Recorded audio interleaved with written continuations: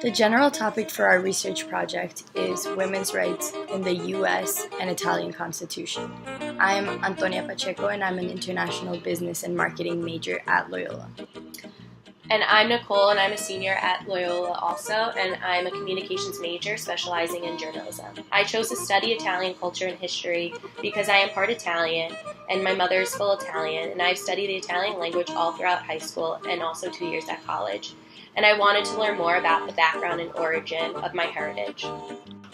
Our research project centers on two questions. The first is, does the U.S. and Italian Constitution promote gender inequality? And if so, what measures are being taken to improve women's social and economic status? For our presentation, we used different sources, including each country's constitution, the assigned readings, and different articles, including one from the Yale Law Journal titled The Equal Rights Amendment, a Constitutional Basis for Equal Rights for Women. We also used an article that explored and evaluated the geographic distribution of gender inequality across Italian regions. This article was extremely important to our research because it explained why female employment rates remain low, especially in southern Italy. In order to evaluate the Italian Constitution, it is important to know that Italy has been a democratic republic since the 2nd of June of 1946, when the monarchy was abolished by popular referendum and a constituent assembly was elected to draft a constitution.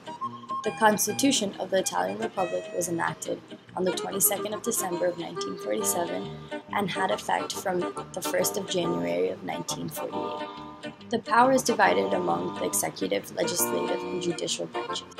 In order to see how women are represented in the U.S. Constitution, we added a brief summary of the history of the U.S. political system.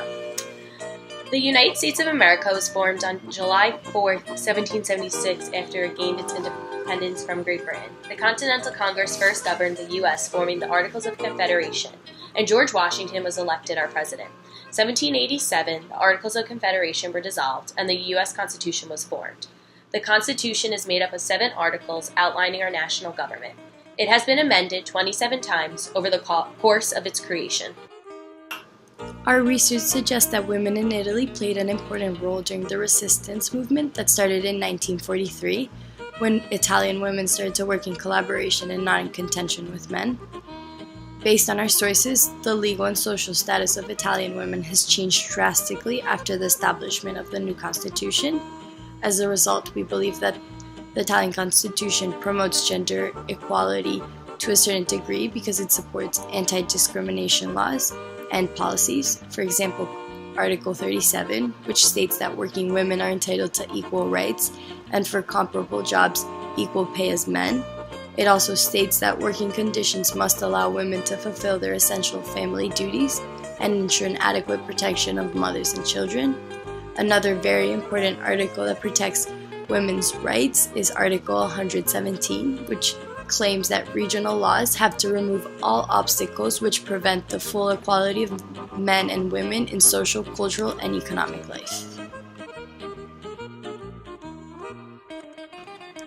Thanks to anti-discrimination laws, Italy is ranked amongst the countries in the EU with the lowest gender pay gap. However, the percentage of women in top decision-making positions is dramatically low in both the public and private sector. In an effort to change this, Italy introduced a mandatory quota of women on the boards of companies listed in the stock exchange since 2011 and companies owned by the public administration since 2013. Italy has also started to elaborate an effective strategy to promote the inclusion of women into the labor market. This is done by providing additional childcare services so women feel comfortable leaving their children when they go to work, and offering incentives to employers or large corporations who hire women. One of the amendments in the U.S. Constitution, the 19th Amendment, was enacted so that women could vote and no one could be stopped from voting based on their gender. This was during the suffrage movement. However, throughout the history of this country, women have faced discrimination solely based on gender. When the initial U.S. Constitution was drafted more than 200 years ago, and to this day, women still have no legal guarantee of equal protection.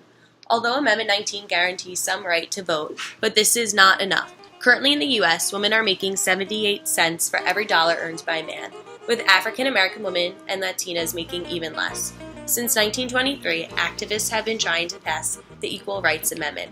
This proposed amendment to the U.S. Constitution would ensure women and men equal status under the law, but would explicitly include and protect everyone, regardless of sex.